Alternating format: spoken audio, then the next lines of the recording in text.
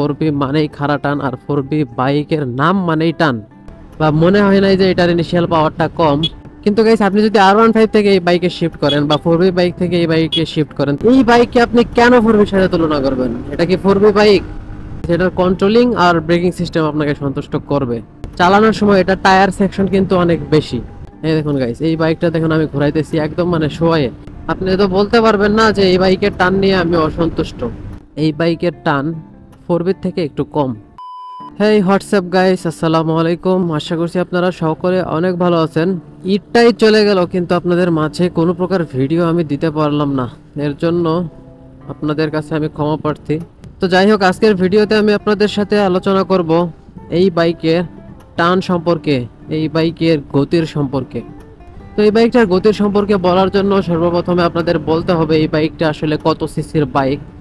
তো আপনারা সবাই জানেন, এটা নতুন করে বলার কিছু নেই। এই বাইকটার সিসি হচ্ছে 155 সিসি। তো 155 সিসির একটা বাইক হিসেবে এই বাইকের টান 4B থেকে একটু কম। তার কারণ 4B হচ্ছে 160 সিসির বাইক। 4B থেকে শুধু একটু কম না, 4B থেকে অনেক কম। তার কারণ 4B মানেই খাড়া টান, আর 4B বাইকের নাম মানেই টান। আপনারা সকলেই জানেন যে 4B বাইক কিন্তু R15 এর সাথেও বিট করে, ঠিক আছে? তো ওইটারে এটার সাথে তুলনা করলে কোনোভাবেই হবে না। তো এটার টান সম্পর্কে বলি। এটার টান গাইস কি বলবো, মানে যেমন তেমন ভাবে আপনি তো বলতে পারবেন না যে এই বাইকের টান নিয়ে আমি অসন্তুষ্ট।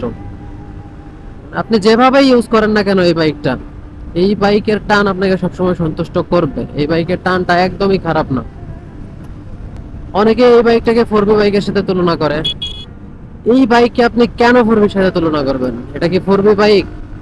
4B সিঙ্গেল ডিস্ক যেটা আছে ওটার সাথে আপনি এটা তুলনা করতে পারবেন, কিন্তু এই বাইকটাতে আগে রেসিং সেটআপ করতে হবে। রেসিং সেটআপ করার পরে 4Bর সাথে আপনি এটা কম্পেয়ার করতে পারবেন, মানে টানের দিক থেকে।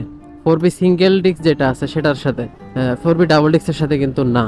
এই বাইকটা দিয়ে এখন পর্যন্ত কোনো বাইককে কোনো গাড়িকে ওভারটেক করতে আমি এখন পর্যন্ত হিমশিম খাই নাই, বা মনে হয় নাই যে এটার ইনিশিয়াল পাওয়ারটা কম। আমার এরকম এখনো একটুও মনে হয় নাই। সবসময় এটার কাছ থেকে আমি বেটার একটা পারফরমেন্স পাইতেছি। কিন্তু গাইস, আপনি যদি R15 থেকে এই বাইকে শিফট করেন বা 4B বাইক থেকে এই বাইকে শিফট করেন, তাহলে এটার টান কিন্তু আপনাকে অবশ্যই একটু না একটু অসন্তুষ্ট করবে। তার কারণ এটা খাড়া টানের বাইক, আবার R15 অনেক ভালো অনেক স্মুথ একটা পারফরমেন্স দেয়। তো এই কারণেই আপনি R15 বা 4B এই ধরনের বাইক থেকে যদি আপনি এই বাইকটাতে শিফট করেন, তাহলে আপনি একটু অসন্তুষ্ট থাকবেন এটার টান নিয়ে। কিন্তু গাইস, এটার কন্ট্রোলিং আর ব্রেকিং সিস্টেম আপনাকে সন্তুষ্ট করবে। এটার ব্রেকিং সিস্টেম যে খারাপ তা না। এটার পিছনে ডাম ব্রেক, এটা সিঙ্গেল ডিস্কের বাইক, এটার পিছনে ডাম ব্রেক দেখে আপনারা অনেকেই ভাবেন যে এটার ব্রেকিং সিস্টেম, বিশেষ করে ডাম ব্রেকের ব্রেকিং সিস্টেম অনেক খারাপ, আপনারা এটা মনে করেন। এই দেখুন গাইস, এই বাইকটা দেখুন আমি ঘোরাইতেছি একদম মানে শোয়ে। রাস্তার দুই সাইড থেকেই আপনি যখন বাইকটা টানতেছি, মানে থ্রোটল ধরা মাত্রই কিন্তু বাইকে একটা টান উঠতেছে। আর চালানোর সময় এটা টায়ার সেকশন কিন্তু অনেক বেশি, মানে টায়ারটা অনেক ওয়াইড টায়ার।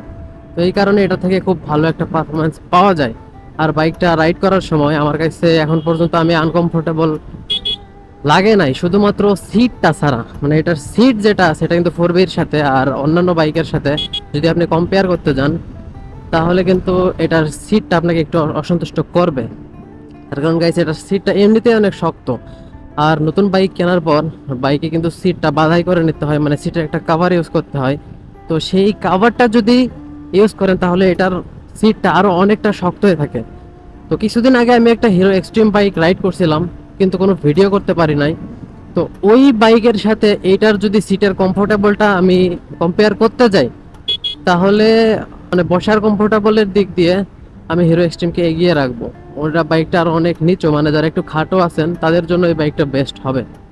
তো গাইস, মানে ঈদের খুশি তো ভিডিও জানি কি থেকে কি বলতেছি, ভিডিও গোলাই ফেলতেছি, কিছুই বুঝতেছি না। এই ছিল আজকের ভিডিওটা এই বাইকের টান সম্পর্কে। তো আজকের ভিডিওটা এ পর্যন্তই গাইস। সকলে ভালো থাকবেন, সুস্থ থাকবেন। আল্লাহ হাফেজ।